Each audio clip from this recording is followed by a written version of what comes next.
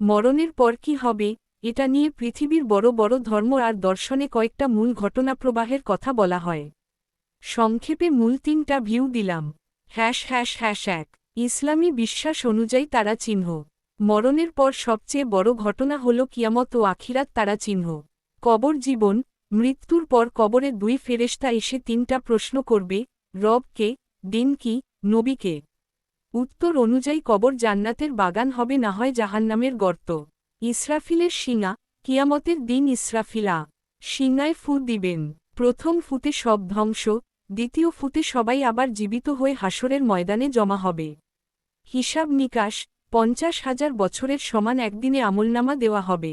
মিজান, পুলসিরাত পার হতে হবে। চূড়ান্ত গন্তব্য, আমল অনুযায়ী চিরস্থায়ী জান্নাত বা জাহান্নাম। জান্নাতের বর্ণনায় আছে নূরের দরজা, ফুল বাগান, নদী, যেমন তুমি ছবিতে দেখতে চাইছিলা। তারা চিহ্ন 2। হিন্দু ও বৌদ্ধ বিশ্বাস অনুযায়ী তারা চিহ্ন। মূল ঘটনা হল পুনর্জন্ম ও মোক্ষ তারা চিহ্ন। যমলোক, মৃত্যুর পর আত্মা যমরাজের কাছে যায়। কর্মফল অনুযায়ী স্বর্গ বা নরক ভোগ করে। পুনর্জন্ম, কর্ম শেষ হলে আবার পৃথিবীতে নতুন দেহে জন্ম নেয়। এভাবে জন্ম মৃত্যুর চক্র চলতে থাকে।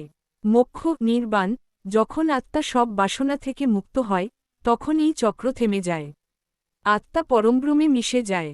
এটাই চূড়ান্ত মুক্তি। 3 খ্রিস্টান বিশ্বাস অনুযায়ী তারা চিহ্ন। বড় ঘটনা হল শেষ বিচার ও স্বর্গরাজ্য তারা চিহ্ন।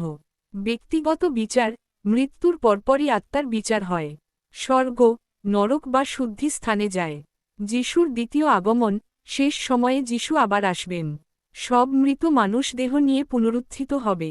তারা চিহ্ন নতুন স্বর্গ ও নতুন পৃথিবী, শয়তান পরাজিত হবে।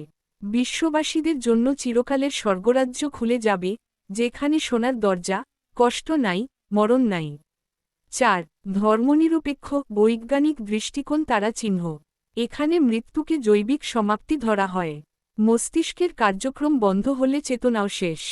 তবে বড় ঘটনা হিসেবে দেখা হয় শরীরের পরিণতি, দেহ পচে মাটির সাথে মিশে যায়, উপাদানগুলা প্রকৃতিতে ফিরে যায়।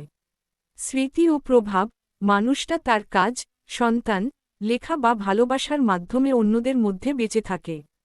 এটাকেই অনেকে লেগ্যাসি বলে। প্রত্যেক বিশ্বাসেই মৃত্যুকে একটা দরজা ধরা হয়, কেউ বলে নতুন জীবনের দরজা, কেউ বলে চূড়ান্ত গন্তব্যের দরজা।